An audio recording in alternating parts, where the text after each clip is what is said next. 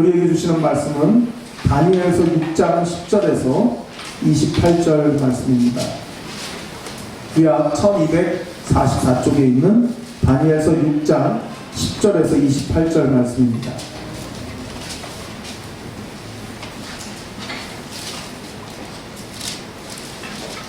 다니엘서 6장 10절에서 28절 좀 긴데요. 제가 읽어가겠습니다.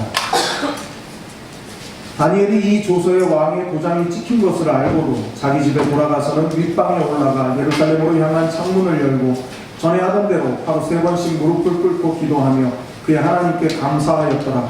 그 무리들이 모여서 다니엘이 자기 하나님 앞에 기도하며 간구하는 것을 발견하고 이에 그들이 나아가서 왕의 금령에 관하여 왕께 아뢰되 왕이여, 왕이 이미 금령에 왕의 도장을 찍어서 이제부터 30일 동안에는 누구든지 왕 외의 어떤 신에게나 사람에게 구하면 사자굴에 던져놓기로 하지 아니하였나이까 하니 왕이 대답하여 이르되 이 일이 확실하니 메대와 바사의 고치지 못하는 규례니라 하는지라.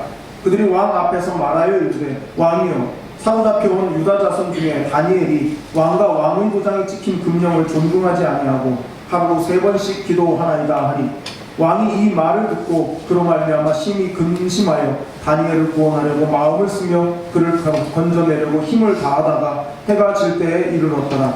그 무리들이 또 모여 왕에게로 나아와서 왕께 말하되 왕이여, 메대와 바사의 규례를 아시거니와 왕께서 세우신 금령과 법도는 고치지 못할 것이니이다 하니 이에 왕이 명령하여 다니엘을 끌어다가 사자굴에 던져 넣는지라. 왕이 다니엘에게 이르되 네가 항상 섬기는 너의 하나님이 너를 구원하시리라 하니라. 이에 돌을 굴려다가 굴 어귀를 막음에 왕이 그의 도장과 귀족들의 도장으로 봉하였으니 이는 다니엘에 대한 조치를 고치지 못하게 하려 함이었더라. 왕이 궁에 돌아가서는 밤이 새도록 금식하고 그 앞에 오락을 그치고 잠자기를 마다하니라. 이튿날에 왕이 새벽에 일어나 급히 사자굴로 가서 다니엘이 든 굴에 가까이 이르러서 슬피 소리질러 다니엘에게 묻되 살아계시는 하나님의 종 다니엘아, 네가 항상 섬기는 네 하나님이 사자들에게서 능히 너를 구원하셨느냐 하니라. 다니엘이 왕에게 아뢰되 왕이여, 원하건대 왕은 만수무강하옵소서. 왕의 하나님이 이미 그의 천사를 보내어 사자들의 입을 봉하셨으므로 사자들이 나를 상해하지 못하였사오니 이는 나의 무죄함이 그 앞에 명백함이오며 또 왕이여, 나는 왕에게도 해를 끼치지 아니하였나이다 하니라. 왕이 심히 기뻐서 명하여 다니엘을 굴에서 올리라 하매 그들이 다니엘을 굴에서 올린즉 그의 몸이 조금도 상하지 아니하였으니 이는 그가 자기의 하나님을 믿음이었더라. 왕이 말하여 다니엘을 참수한 사람들을 끌어오게 하고 그들을 그들의 처자들과 함께 사자굴에 던져넣게 하였더니 그들이 굴바닥에 닿기도 전에 사자들이 곧 그들을 움켜서 그 뼈까지도 부서뜨렸더라. 이에 다리오 왕이 온 땅에 있는 모든 백성과 나라들과 언어가 다른 모든 사람에게 조서를 내려 이르되 원하건대 너희에게 큰 평강이 있을지어다. 내가 이제 조서를 내리노라. 내 나라 관할 아래에 있는 사람들은 다 다니엘의 하나님 앞에서 떨며 두려워할지니 그는 살아계시는 하나님이시요 영원히 변하지 않으실 이시며 그의 나라는 멸망하지 아니할 것이요 그의 권세는 무궁할 것이며 그는 구원도 하시며 건져내기도 하시며 하늘에서든지 땅에서든지 이적과 기사를 행하시는 이로써 다니엘을 구원하여 사자의 입에서 벗어나게 하셨음이라 하였더라. 이 다니엘이 다리오 왕의 시대와 바사 사람 고레스 왕의 시대에 형통하였더라. 이제 며칠이 지나면 2019년도 이제 끝나게 됩니다. 연말이 되다 보니까 여러 분야에서 각 분야에서 시상을 하는 것을 볼 수 있습니다. 아마 성탄절을 전후해서는 연예계에서도 시상을 하게 될 겁니다. 우리가 그런 시상식들이 끝나고 나면은 어떤 사람이 어떤 상을 받으면서 어떤 수상 소감을 했는데 그 수상 소감 자체가 감동이 됐다, 뭐 톡톡 튀는 수상 소감이었다 등등의 이야기들이 나옵니다. 그때 가장 이제 우리가 저 사람도 교회 다니는구나, 저 사람도 예수 믿는 사람이었구나 하는 걸 알게 되는 수상 소감은 아마 여러분도 다 아시는 것처럼 이 모든 영광을 하나님께 돌립니다 하는 그 한마디의 말일 거라고 생각을 합니다. 그래서 저는 이제 그럴 때마다 생각을 해보게 돼요. 저 상을 받아야만 저 말을 할 수 있나? 이 모든 영광을 하나님께 돌린다고 하는 이 말을 꼭 저 상을 받아야만 할 수 있는 말일까 생각을 해보게 됩니다. 그것이 트로피이든 그것이 메달이든 그걸 받아야 기회가 주어지니까 대중 앞에서 많은 사람들이 지켜보는 앞에서 그 말을 당연히 할 수 있는 것 아니겠습니까? 그러나 모든 일상 속에서 평소의 삶 속에서 모든 영광은 다 하나님의 것입니다 하는 그 고백이 과연 우리에게 있는가 점검을 해보아야 할 것입니다. 지난 월요일 저희 아버지께서 목회 사역을 마치고 은퇴를 하셨습니다. 교회가 여력이 없어서 은퇴 기간도 지키지 못하고 더 오랜 시간을 더 사역을 하셔야 됐고, 그리고 수년이 지난 이후지만 은퇴식을 지난 월요일 날 했습니다. 또 다른 한 분의 목사님과 함께 교회가 작고 또 은퇴식을 제대로 해줄 수가 없는 그런 작은 형편의 교회, 두 교회에서 목회하시다가 은퇴하시는 두 분 목사님을 그 교회가 아닌 이제 노회에 속해 있는 시차회에서 은퇴식을 할 수 있도록 그렇게 배려를 해 주었습니다. 행사를 위한 모든 경비 또 여러 가지 부담을 해야 될 것들을 그 시차회가 해주셔서 저희 아버지와 또 한 분의 목사님이 이제 은퇴식을 할 수가 있었습니다. 은퇴식을 하면서 이제 한 분의 목사님, 저희 아버지 아닌 다른 한 분의 은퇴하시는 목사님이 소감을 말씀을 해주셨습니다. 22년간 이제 교회를 개척해서 22년간 사역을 하셨는데 그 22년의 목회 여정에 대한 짤막한 이제 그런 회고이자 또 감사의 표현을 해주셨습니다. 개척을 하자마자 22년 전에 개척을 하고 얼마 시간이 지나지 않은 다음에 그 상가, 교회가 있는 그 상가 전체가 이제 건물주가 부도를 내면서 그때부터 이제 교회의 재정적인 어려움이 시작이 됐는데 엎친 데 덮친 격으로 얼마간의 시간이 지난 이후에 그 목사님의 사모님께서 희귀 난치성 질환을 앓게 되면서 그때부터 22년 내내 재정적으로나 여러 가지 목회적으로 매우 어려운 시간을 보내셨다는 그런 힘겨웠다는 그 22년의 목회 여정을 이렇게 짤막하게 정리를 해 주셨습니다. 젊은 목사로서 또 목사의 아들로서 아버지의 은퇴와 또 다른 한 분의 그 은퇴를 보면서 참 많은 생각을 했습니다. 시련과 험한 풍파 속에서도 사명을 지키기 위해서 버티고 견뎌온 그 세월이 고스란히 하나님 앞에서 상급이 될 것을 의심하지 않습니다. 비록 이 땅에서 사람들의 주목을 받지 못하고 또 제대로 된 대우조차 받지 못했을지라도 반드시 하나님의 시상이 있을 것입니다. 그리고 그 시상은 결과물로서 받는 시상이 아니라 그 과정을 하나님의 뜻 안에서 순종함으로 잘 지켜낸 것에 대한 그런 분명한 시상이 될 것이라고 저는 믿습니다. 바로 그 자리야말로 모든 영광을 하나님께 돌려드리는 그런 자리가 되지 않겠습니까? 여러분은 어떻습니까? 무언가 내세우고 자랑할 만한 것을 만들려는 그런 인생을 혹시 살고 계시지는 않습니까? 결과로서 인정을 받고 성과로서 보상을 받는 이 세상의 일에는 관심이 많으십니까? 아니면 하나님의 칭찬과 면류관을 받는 데 더 큰 관심을 가지고 계십니까? 오늘은 절체절명의 위기 속에서도 하나님께 영광을 돌린 이 다니엘을 통해서 하나님께 영광을 돌린다는 것, 그런 삶을 산다는 것이 무엇인지 함께 생각해 보려고 합니다. 첫째로 일상의 경건을 이어가는 것이 바로 하나님께 영광이 됩니다. 일상의 경건을 이어가는 삶이 하나님께 영광이 됩니다. 자, 10절을 함께 읽어보겠습니다. 시작.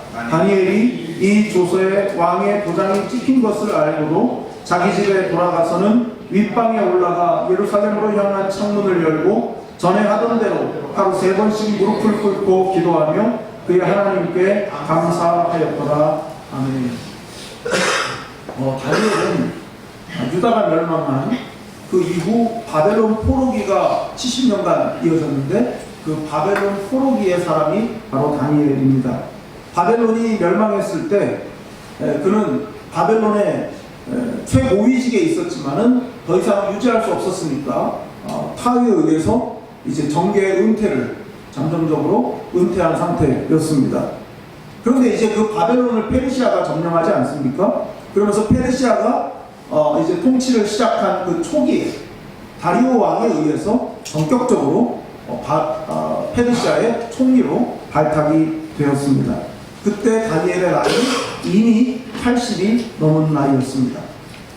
그 나이에도 새로운 국가에 통치하는 데 있어서 중요한 요직인 총리의 직에 올랐다는 것은 그만큼 다니엘에 대한 그 당시 고대 근동의 그 사람들에게 다니엘에 대한 그 위세와 또 그 능력과 실력이 얼마나 사람들에게 알려져 있었는지 우리가 짐작해 볼 수가 있습니다. 다니엘이 권력의 중심부에 들어왔다는 것은 반대파들에게는 제거해야 할 정적이 생겼음을 의미하기도 합니다. 그래서 오늘 본문 10절에 나오는 이 조서라고 하는 말, 이 조서라는 말은 다리오 왕의 옥새가 찍힌 일종의 포고문 아니겠습니까? 근데 그 포고문의 내용이 무엇입니까? 12절을 보면 이에 그들이 나아가서 왕의 금령에 관하여 왕께 아뢰되 왕이여 왕이 이미 금령에 왕의 도장을 찍어서 이제부터 30일 동안에는 누구든지 왕 외의 어떤 신에게나 사람에게 구하면 사자굴에 던져놓기로 하지 아니하였나이까 하니 왕이 대답하여 이르되 이 일이 확실하니 메대와 아사의 고치지 못하는 규례지라 하는지라. 이 법령이 어떻게 정해졌습니까? 다니엘을 시기한 라이벌들, 경쟁자들이, 고관들이 이 다니엘을 제거할 목적으로 왕을 부추겨서 왕의 도장을 찍게 한 바로 그런 조서입니다. 철저히 다니엘을 타겟으로 해서 다니엘을 제거하기 위해서 만들어진 맞춤 그런 법령이다. 뭐 이렇게 말할 수가 있는 것이죠. 근데 10절을 보세요. 그것을 다니엘이 알고도 그 다음 말이 뭡니까? 전에 하던 대로. 알고도 전에 하던 대로. 다니엘은 왜 사람들이 이런 포고문을 만들게 했는지 그리고 이것이 무엇인지 어떤 의미를 가지는지를 다 알고 있었습니다. 그럼에도 불구하고 다니엘은 그 모든 것을 알면서도 전에 하던 대로 예루살렘을 향하여서 창문을 열고 하루 3번 하나님 앞에 기도하기를 그치지 않았습니다. 모든 사람들이 자신을 죽이기 위해서 달려드는 상황, 그리고 나이마저 80이 넘은 그런 다니엘입니다. 여러분 같으면 어떻게 하시겠습니까? 그런 상황일 때 망한 유다의 포로민 출신으로 천신만고 끝에 총리직에까지 올랐습니다. 그런데 그 나라가 또 망합니다. 그 나라가 망해가지고 야인처럼 지내려고 했는데 그 나라를 점령한 페르시아가 자기를 다시 또 총리로 부릅니다. 이제 좀 다리 좀 뻗고 편안하게 좀 지낼 수 있겠다, 노후를 그렇게 보낼 수 있겠다 하는 그때에 다니엘을 죽이기 위해서 사람들이 이런 일을 꾸며간다는 것을 알았습니다. 여러분 같으시면 이런 상황일 때 알고도 전에 하던 대로가 되시겠습니까? 억울한 마음이 들고 원망이 생기지 않겠습니까? 하나님께서 해도 너무하시는 거 아닌가? 지나온 내 삶을 아실 텐데 왜 나를 이렇게까지 아실까? 하는 하나님께서 너무하신 거 아니냐고 따지고 싶은 마음이 들지 않겠습니까? 그런데 다니엘은 어땠습니까? 알고도 전에 하던 대로 그대로 했다. 무슨 기도, 무슨 감사를 드렸을까요? 성경을 한번 찾아보겠습니다. 열왕기상 8장 35절입니다.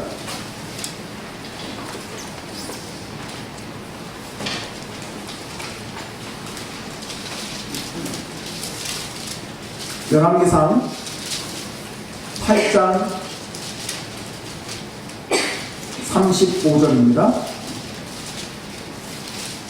열왕기상 8장 35절 함께 읽어보겠습니다. 시작. 만일 그들이 주께 범죄함으로 말미암아 하늘이 닫히고 비가 없어서 주께 벌을 받을 때에 이곳을 향하여 기도하며 주의 이름을 찬양하고 그들의 죄에서 떠나거든. 아멘. 열왕기상 8장은 솔로몬이 성전을 완공하고 하나님께 드린 긴 기도가 나옵니다. 근데 이 기도의 내용 가운데 좀 전에 읽은 이 8장 35절의 내용은 이런 겁니다. 하나님의 백성들이 하나님의 말씀에 순종하지 않아서 망하고 멸망해서 여기저기 끌려가게 되고, 그래서 피난민, 포로민 그런 삶을 살다가도 이 바로 성전이 세워져 있는 이곳을 향해서 하나님 앞에 기도하고, 그리고 하나님께 찬양하고, 그리고 죄를 돌이킨다면 하나님 용서해 주세요.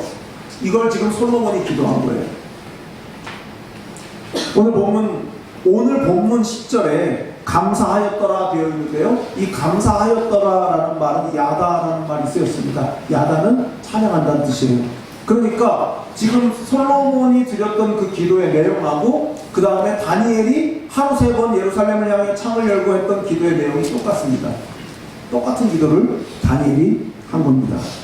그러니까 언제나 늘 그랬듯이 꾸준함의 대명사이고 한결같음의 대명사인 다니엘이 전에 하던 대로 자기를 죽이려고 하는 사람들이 득달같이 달려들 수 있는 이런 상황을 다 알면서도 전에 하던 대로 이 똑같은 기도를 예루살렘을 향해서 드리고 있었다, 그 말입니다.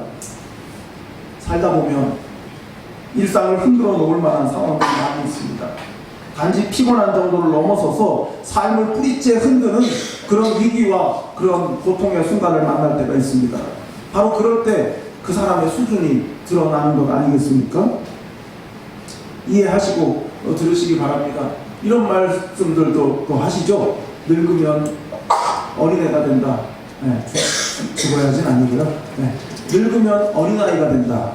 그런 말 하잖아요. 네, 스스로 늙으셨다 생각하면 불쾌하실 수도 있지만, 근데 우리 모두가 다 거기에 그게 아니라고는 하지 않죠. 나이 드신 분들은요, 옷장 속에 옷을 안 뜯은 거를 계속 놔둬가지고 색이 바래요. 그래서 입으려고 행사 때 꺼내면 노래져 있어가지고 버려요. 그게 어쩔 수 없어요. 노인들은 계속 모아놓고 어떻게 될지 몰라 해가지고 계속 모아놓고 나이 들면 그렇게 되나 봐요. 어쩔 수가 없는 거라 생각이 됩니다. 그런데 왜 그런가? 왜 나이 들면 어린아이가 되나? 어린아이들은 자기밖에 모르잖아요. 그러니까 아마 나이 들면, 늙으면 어린아이가 된다 하는 말의 뜻은 이제 연세가 높아지면 높아질수록 다른 걸 이렇게 보는 눈이 어두워지고 자기만 보게 된다. 아마 그런 뜻으로 그런 말을 하는 게 아닐까 생각을 해봅니다. 근데 저는 굳이 이걸 좀 구분하고 싶어요. 늙는다는 것과 나이 드는 것. 이 두 가지가 똑같지 않고, 늙는다는 것과 나이 든다는 것은 좀 다르게 얘기하고 싶습니다. 늙는다는 건 아까 좀 전에 말씀드린 그거죠. 세월이 지나갈수록, 시간이 흘러갈수록 더 자기 자신만 보게 되는 것. 이게 늙는 것이고요. 나이 든다는 거는요, 음식을 생각하면 좋습니다. 고급스러운 요리를 하기 위해서 당장에 막 조리를 해내는 게 아니고 식재료를 숙성을 시키는 게 있잖아요. 숙성을 시켜요. 그러면 겉은 거칠고 단단해 보이는데 칼로 쪼개보면 안에는 맛이 깊이 배어있는 부드러운 부분이 나온단 말이죠. 그것 때문에 숙성하는 거 아니겠습니까? 영어에서는요, 이 숙성된다 이거를, 그러니까 늙어간다는 뜻의 be old를 쓰지 않고요, be aged를 씁니다. 나이 들어간다. 그게 숙성입니다. 그래서 늙는다는 것과 나이 든다는 것은 좀 다른 의미가 있다 생각을 합니다. 그냥 육체의 나이로 늙어가는 건 늙어가는 거지만은 그 연세가 높아짐을 통해서 마치 나무의 나이테처럼 쌓여가면서 더 깊어지고 더 맛이 들어가는 것, 그것이 하나님 앞에서 성숙이요, 그것이 바로 숙성, be aged 아니겠습니까? 언제나 변함없이 하나님 앞에서 자기 자신의 자리를 지키면서 풍파를 견디고 뜨거움을 견뎌낸 인생을 누가 늙었다 할 수 있겠습니까? 말콤 글래드웰이라는 사람이 1만 시간의 법칙이라는 걸 얘기했는데, 굳이 그 예를 들지 않는다 할지라도 충분히 설명될 수가 있습니다. 매일매일이 쌓여서 매일매일의 시간이 흘러서 오늘의 내가 되고 그 사람이 되는 것 아니겠습니까? 반복되는 듯한 그 일상 속에서도 하나님 앞에서의 삶이 한결같이, 하나님 앞에서의 삶을 한결같이 살아내는 그 사람을 통해서 하나님은 영광을 받으십니다. 누구에게서 기적이 일어납니까? 하루하루를 하나님 앞에서의 경건한 삶을 살아내는 사람을 통해서 기적은 일어납니다. 다니엘은 목숨이 경각에 달려있는 그 순간 속에서도 똑같은 하루를 살았습니다. 달라질 바 없는 인생을 살았습니다. 왜냐하면 그는 하나님을 믿었기 때문입니다. 여러분은 어떻습니까? 거창한 무언가로 하나님께 영광을 돌리려는 그 마음 뒤에 혹 욕망이 꿈틀거리고 있지는 않으십니까? 오랜 세월 동안 기적을 허락하지 않으신 하나님께 혹 섭섭한 마음을 가지고 계신 것은 아니십니까? 매일매일이 하나님께서 허락하시는 기적 같은 일상이라고 생각하지는 않으십니까? 여러분은 늙어가고 계십니까? 아니면 나이 들어가고 계십니까? 여러분의 매일매일이 어떤 위기 속에서도 일상의 경건을 끊임없이 한결같이 이어나가실 수 있기를 바랍니다. 둘째로, 하나님의 법을 지키는 것이 삶의 우선순위일 때 하나님께 영광이 됩니다. 다니엘이 윗방에 올라가서 기도했다고 했습니다. 윗방이란 한마디로 말하면 옥탑방입니다. 옥탑방. 창들이 크게 나와있는 옥탑방의 그런 공간이라고 할 수 있습니다. 거기에 만약에 누군가가 올라가서 들어가 있으면 밖에서 보면 훤히 들여다볼 수 있는, 아, 저기 사람이 있구나, 저기 누가 들어갔구나를 알 수 있는 그런 방이 윗방입니다. 그런데 법령의 제정을 요구했던 그 고관들의 요구를 따라서 왕이 도장을 찍은 그 조서의 내용을 다니엘도 빤히 알고 있었습니다. 그 다니엘이 그곳에 들어가면 무엇을 하는지를 이 경쟁자들이, 이 고관들이 다 알고 있었기 때문에 그 조서를 왕의 도장을 받게 한 것입니다. 그러니까 윗방에 올라갔다는 것은, 모두가 다 알아볼 수 있는 그 윗방에 올라갔다는 것은 다니엘 스스로가 본인 스스로 위기를 만날 수 있는 일을 했다는 뜻이 되는 것이고, 이것을 반대로 말하면 정적들에게는 다니엘의 그 행동은 말하자면 왕에게 들고 갈 수 있는 빌미를 만들어준 사건이 되는 것입니다. 그래서 11절을 보면 다니엘이 자기 방에서 자기 하나님께 기도하는 걸 이 정적들이 모여서 지켜보았습니다. 함께 그 장면을 목격을 했습니다. 기다리고 있었던 것이죠. 그리고 그걸 근거로 해서 왕에게 찾아가 일종의 상소를 올립니다. 적어도 다니엘은 그네들의 법을 어긴 것입니다. 다리오 왕은 어떻게든 이 다니엘을 살려보려고 백방으로 노력을 했습니다. 14절에 의하면 왕은 근심을 심하게 했고, 그리고 그 다니엘의 구명을 위해서 마음을 썼습니다. 그러나 반복되는 이 고관들의 상소 때문에 결국 다니엘을 그 법령대로, 조서대로 사자굴에 넣기로 결정을 내렸고, 그 장면이 16절에 나옵니다. 16절을 함께 읽어보겠습니다. 시작. 이에 왕이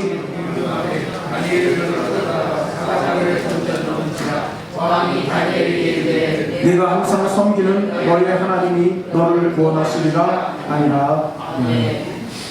여러분, 만약에 이 내용을 우리가 처음 보는 동화책으로 읽는다 한번 생각해 보십시오. 이 다니엘의 이 장면을 성경이 아니고 내가 전혀 모르는 내용인데 동화책에 있는 내용에서 처음 읽는다. 그러면 아마 내 이야기가 진행이 되는 동안에 왕이 어떻게든 다니엘을 살려낼 거야, 이런 생각을 하고 아마 동화책을 읽겠죠. 그러다가 16절을 딱 읽으면 어떤 마음이 들겠습니까? 아, 왕이 포기했구나. 왕도 어떻게 해볼 수가 없게 됐구나. 다니엘은 어떻게 될까? 이제 이런 마음으로 동화책을 읽지 않겠습니까? 이 다리오 왕의 말은요, 뭐 이렇게 이해할 수가 있어요. 16절에 나오는 그 말은, 이제 너의 운명은 내 손에서 떠났어. 나도 어떻게 해볼 수가 없다. 너가 믿는 하나님이 어떻게 해주실 거야. 이렇게 다리오 왕이 포기한 것이죠. 자, 그런데 18절을 보십시오. 왕이 궁에 돌아가서는 밤이 새도록 금식하고 그 앞에 오락을 그치고 잠자기를 마다합니다. 왕이 얼마나 다니엘을 보호하고 지켜주려고 했습니까? 아무리 그가 왕이고 최고의 권력자여도 그토록 다니엘을 지켜주려고 했어도 그가 할 수 있는 건 밤이 새도록 금식하고 자기 절제를 하면서 잠을 자지 않는 것. 그게 다리오가 할 수 있는 최선이었습니다. 그 이상은 다리오 왕이 할 수가 없었습니다. 다니엘이 다리오 왕에 대해서 고마워는 할 수 있을 그 정도까지만 다리오가 해줄 수 있었습니다. 왕도 다니엘을 직접 구원해낼 수는 없었습니다. 내가 공경에 처하고 내가 어려운 상황을 지나고 있을 때 주변 사람들이 내 마음을 안아주고 도와주면 힘이 되기도 합니다. 그러나 그렇다고 해서 그들의 그런 위로와 그런 마음 안아줌이 내 문제를 직접적으로 해결해 주지는 못합니다. 우리가 이걸 알아야 됩니다. 사람은 다른 사람을 완전하게 책임져 줄 수 있는 존재가 아니에요. 아무리 그가 유력할지라도, 그가 어마어마한 실력자라고 할지라도 다른 사람의 삶을 완전히 책임져 주지는 못합니다. 정말 힘들고 정말 어려울 때 외면했던 사람들, 그 사람들 생각하면 섭섭한 마음이 있죠. 속이 상하고요. 그리고 얼마나 마음이 좀씨가 되는지 모릅니다. 그때 내가 정말 힘들다고 해서 손을 내밀었을 때 모른 척하고 이런저런 핑계로 거절했던 사람들, 그 장면이 안 잊혀져요. 저만 그런 건 아니죠? 이상하게 그런 장면이 잊어버려지지가 않습니다. 근데 여러분, 그럴 필요도 없어요. 그럴 이유가 없습니다. 내가 정말 필요해서 도와달라고 했을 때 그거 거절했던 사람들 미워할 것도 없어요. 왜냐하면 사람은 사람을 책임져 주지 못합니다. 언제까지 도와주고 언제까지 책임져 줄 수 있겠습니까? 도와주면 그냥 고맙지만 혹 도움이 안 되더라도 섭섭해할 이유가 없다고 말입니다. 인간은 인간을 책임져 주지 못합니다. 다리오가 만약에 어줍지 않게 고관들의 뜻을 꺾어가면서 다니엘을 살려주려고 구체적인 노력을 했다고 생각해 보십시오. 그럼 딱 거기까지 다니엘이 사자굴에서 나오는 것까지만, 사자굴에 안 들어가는 것까지만 다리오 왕이 도와주고 그 이유는 다리오 왕도 책임져 줄 수 없었을 것입니다. 훨씬 문제가 더 복잡하게 꼬였을 것이라고 생각이 됩니다. 다시 말해서 사람은 누군가의 구원을 위해서 울어주고 금식해주고 기도할 수 있지만 그렇다고 해서 그걸로 구원받는 것은 결코 아닙니다. 누가 구원하십니까? 하나님께서 구원하십니다. 따라서 나를 위해서 울어주고 수고해주는 사람에게 고마움을 갖되 그가 내 문제를 해결해줄 최종적인 위치에 있지 않다는 사실을 잊지 말아야 합니다. 거기다 사람이 빠져 주어야 하나님께서 일하실 수 있음도 결코 잊어서는 안 됩니다.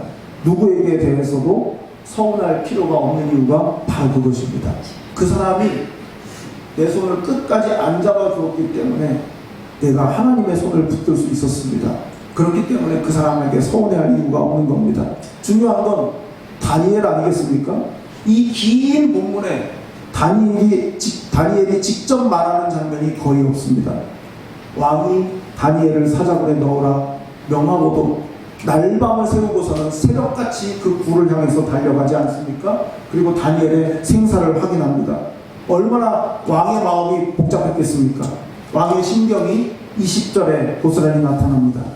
다니엘이 든 굴에 가까이 이르러서 슬피 소리질러 다니엘에게 묻되 살아계시는 하나님의 종 다니엘아, 네가 항상 섬기는 내 하나님이 사자들에게서 능히 너를 구원하셨느냐 하니라. 다니엘이 왕에게 인사를 하고는 곧바로 이어서 한 대답이 22절에 있죠. 같이 읽어보겠습니다. 시작이 이미 그의 천사를 보내어 사자들의 입을 봉하셨으므로 사자들이 나를 상의하지 못하였사오니 이는 나의 무죄함이 그 앞에 명백함이 오며 또 왕이여 나는 왕에게도 해를 끼치지 아니하였나이다 하니라. 아멘. 다니엘이 두 가지를 얘기했어요. 다니엘이 두 가지를 얘기했는데요. 첫째는 이 사자굴 속에서의 일로 인해서 내가 하나님 앞에 죄짓지 않았습니다 라는 게 다니엘의 첫 번째 이야기고요. 두 번째 이야기는 나는 왕에게도 죄를 짓지 않았습니다. 이렇게 됐어요. 나는 하나님께도 죄를 짓지 않았고 나는 왕에게도 죄를 짓지 않았습니다. 그렇게 대답했어요. 그럼 이 상황을 한번, 이 장면을 한번 상상해 보십시오. 왕이 막 허겁지겁 아침부터 막 새벽부터 막 달려왔습니다. 그래가지고 다니엘을 부르는데 그냥 이름을 부르는 게 아니라 너가 믿는 너의 하나님이 너 살려줬니? 이렇게 물었어요. 그러니까 다니엘의 대답은 왕이여 만수무강하십시오. 왕에게 드리는 마땅한 인사를 하고 그 다음에 대답이 나는 하나님께도 당신에게도 죄짓지 않았습니다.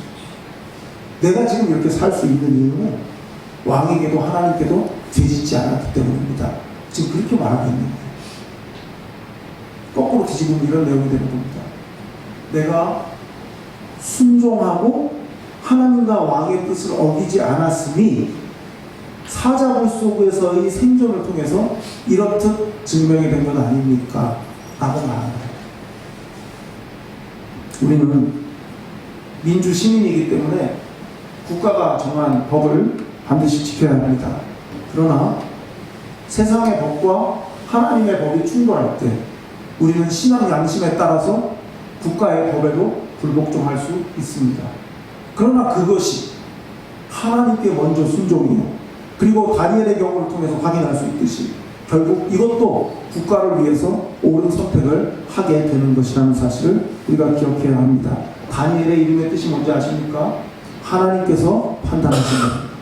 하나님께서 판단하신다. 하나님께서 심판하신다입니다. 다니엘의 인생이 그 이름처럼 됐어요.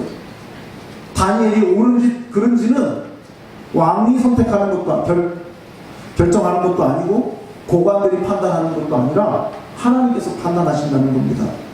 다 알고도 내가 믿음을 지키고 하나님의 뜻대로 순종하며 살아가는 것이 나에게는 마이너스가 되고 나에게는 손해가 되는 일인 줄을 알고도 전에 하던 대로 똑같이 경건의 삶을 이어갈 때 하나님이 우리를 대변해 주실 것이고 우리를 판단해 주실 것입니다.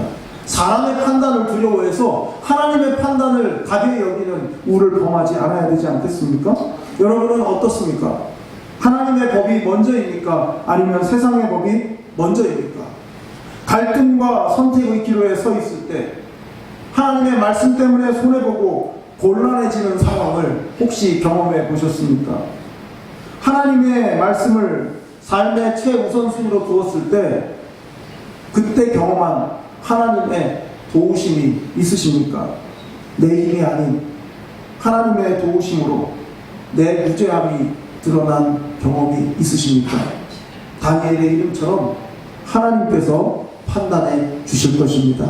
나의 억울하고 불리한 상황마저도 하나님은 당신의 살아계심을 나타내는 도구로 써주실 것입니다. 마지막 세 번째는 나의 구원이 타인에게 선한 영향력이 될 때 하나님께 영광이 됩니다. 신앙생활이란 홀로와 더불어의 균형입니다. 이 말은 개인의 구원만 강조해서도 안 되고 사회 구원만 강조해서도 안 된다는 뜻입니다. 개인의 구원이 사회 구원으로 이어지는 것이 그것이 하나님의 뜻입니다. 교회가 한 사람의 구원에 관심을 갖고 세상의 계산법으로는 이해할 수 없는 투자를 하는 것은 그 한 사람의 제대로 된 성도가 만들어지면 그가 세상을 변혁시킬 수 있는 힘을 충분히 가질 수 있기 때문입니다. 여러분 자신에게 한번 적용해 보십시오. 내가 하나님의 구원의 은혜를 입은 사람인 줄 확신한다면 가정에서 하나님의 살아계심을 나타내는 삶을 살려 할 것입니다. 내가 하나님의 영으로 인도함을 받는 변화된 삶을 산다면 내가 머무는 곳이 어디이든 그곳에서 하나님의 뜻을 이루면서 변화된 삶을 살려고 하게 될 것입니다. 내가 하나님 앞에 바로 서는 모습이 누군가에게 모범이 될 수 있고 그 선순환이 계속 이어지게 되면 그것이 사회 구원으로 확대될 수 있습니다. 한국교회 안에 개인의 구원과 사회 구원의 이 순서가 뒤바뀐 그런 교회들이나 그런 교파, 교단들이 있습니다. 그 순서가 뒤바뀌는 것이 위험합니다.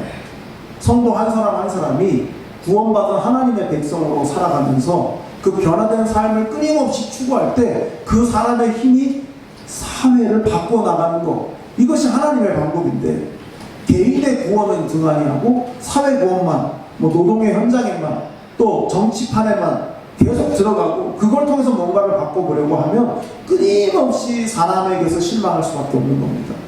변화된 하나님의 사람이 사회 구원을 위해서도 일할 수 있는 것 아니겠습니까? 자, 오늘 본문 26절, 27절을 같이 읽어보겠습니다. 시작. 내가 이제 조서를 내리노라. 내 나라 바날 아래에 있는 사람들은 다 다니엘의 하나님 앞에서 떨며 두려워할지니 그는 살아계시는 하나님이시요 영원히 변하지 않으시리시며 그의 나라는 멸망하지 아니할 것이요 그의 권세는 무궁할 것이며 그는 구원도 하시며 건져내기도 하시며 하늘에서든지 땅에서든지 이적과 기사를 행하시는 이로써 다니엘을 구원하여 사자의 입에서 벗어나게 하셨습니다 하였더라. 다리오 왕은 다니엘을 모함했던 이 고관들과 그 가족들까지 다니엘이 사자굴에서 살아나오자마자 그 사자굴에 던져 넣었습니다. 오늘 성경을 보면 그들의 몸이 그 굴의 바닥에 닿기도 전에 사자들이 그들을 움켜서 그들의 뼈를 부서뜨렸다라고 기록하고 있습니다. 다리오 왕이 한 일이 무엇입니까? 조서를 다시 내리죠. 조서의 내용이 뭡니까? 다니엘의 하나님 앞에서 두려워하는 겁니다. 다니엘을 구원하시기도 하고 건져내시기도 하시는 그 하나님 앞에서 두려워하라는 조서를 내립니다. 내가 통치하고 다스리는 이 울타리 안에 있는 모든 사람들은 페르시아 사람이든 아니든 다 이 조서를 지키라고 그렇게 말합니다. 만일 다리오가 자신의 힘으로 다니엘을 빼주었다면 어떻게 되었을까요? 아마 다니엘은 정치인으로서 본인의 실력만큼 일하고 죽었을 것입니다. 그러나 다리오가 한 일이 없기 때문에 다니엘의 구원은 철저히 하나님이 하신 일이 되었고, 그렇기 때문에 다리오 왕의 조서는 백성들 전체를 향해서 무조건 하나님 앞에 두려워하고 다니엘의 섬기는 그 구원자 하나님을 바라보라고 명할 수 있었던 것입니다. 다니엘 개인의 구원이 사회 구원으로 이어지게 되는 그런 장면이 되는 것이죠. 본문의 이 말씀 속에서 다니엘의 말보다 다리오 왕의 말이 압도적으로 많습니다. 다니엘이 다리오 왕에게 선한 영향을 끼친 것이죠. 그 파장이 다리오를 통해서 전국에 다 미치게 되는 것입니다. 여러분, 복음 전도는요, 이렇게 단순합니다. 어떤 한 사람이 예수님을 구주로 믿습니다. 그 믿게 된 그 한 사람이 예수의 사람으로 살아가게 되면서 다른 사람에게 복음을 전합니다. 그리고 그 복음을 들은 사람이 또 예수님을 믿습니다. 그리고 그 사람이 변화되고 그 변화된 삶으로 자기의 삶을 살아가게 됩니다. 이런 한 사람 한 사람이 모여서 세상을 바꾸어가는 것이 하나님의 전략입니다. 예수님께서 갈릴리 지방에서 하신 일을 보십시오. 대규모의 집회를 예수님이 하려고 하시지 않았습니다. 12명의 제자를 하나님의 사람으로 변화시켰습니다.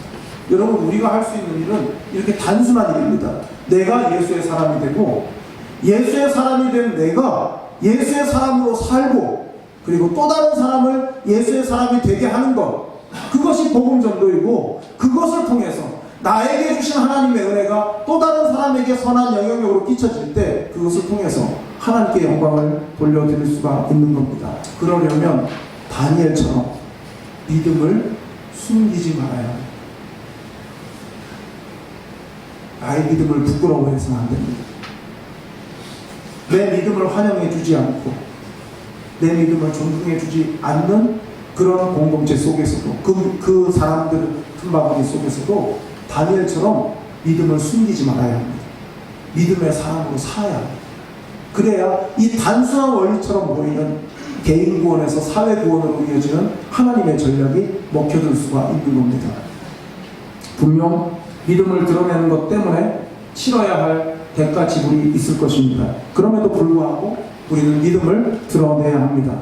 아마 다니엘이 윗방으로 기도하기 위해서 올라갈 때 대적들은 회제를 불렀을 것입니다. 걸려들었다라고 생각을 했을 것입니다. 그러나 그건 인간의 생각이었습니다. 하나님의 생각은 오히려 그 반대 아닙니까? 너희가 걸려들었다 아니겠습니까?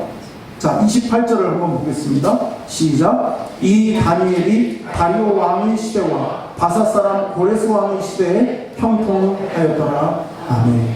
다리오 왕과 그 다음에 고레스 왕 시대를 이어가면서 다니엘이 형통했다 이렇게 말하는데요. 재미있게도 이 다니엘이 이렇게 말합니다. 이 다니엘이 어떤 다니엘입니까? 그 위에 있는 모든 말씀을 다 포함하는 거 아니겠습니까? 알고도 전에 하던 대로 개인의 경건의 일상을 이어가던 하나님의 법을 따르고 순종하던 바로 그 다니엘, 그래서 구원받은 바로 그 다니엘이 이렇게 형통했다 이렇게 지금 말씀하고 있지 않습니까? 하나님께 구원의 은혜를 입은 이 다니엘, 이 다니엘을 통해서 하나님은 영광을 받으셨습니다. 정권이 바뀌고 제국이 바뀌어도 다니엘은 형통했습니다. 바로 그 다니엘을 통해서 하나님께서 영광을 받으셨습니다. 다니엘은 언제나 자신의 자리에서 전에 하던 대로 일상의 경건을 유지했습니다. 그러면 제국이 바뀌어도 영향을 받지 않았습니다. 심지어 자신을 헤아려는 사람들의 계략은 무너지고 하나님 아버지의 마음을 헤아린 바로 이 다니엘을 통해서 하나님의 이름이 높임을 받으실 수가 있었습니다. 여러분은 어떻습니까?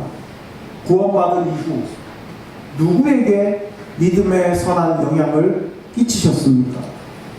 그런 사람이 있다면 그를 통해서 하나님께서 지금 어떤 영광을 받고 계십니까? 여러분 때문에 구원의 길을 가고 하나님께 쓰임받는 사람들이 있습니까? 사랑하는 교회 여러분, 우리 주님께서 이 땅에 오신 것은 성탄을 축하받기 위해서가 아니라 하나님 아버지의 뜻을 이루기 위해서였습니다. 예수님은 당신을 우리에게 주심으로 아버지의 뜻을 이루셨습니다. 그것이 바로 독생자의 영광입니다. 우리가 추구해야 할 가치는 하나님의 영광입니다. 사도 바울이 우리에게 이렇게 권면합니다. 그런즉 너희가 먹든지 마시든지 무엇을 하든지 다 하나님의 영광을 위하여 하라. 일상의 경건과 하나님의 법을 따르는 삶, 그리고 선한 영향력을 통해서 부족하지만 우리를 통해서도 하나님께서 영광을 받게 되실 줄 믿습니다. 기도하겠습니다.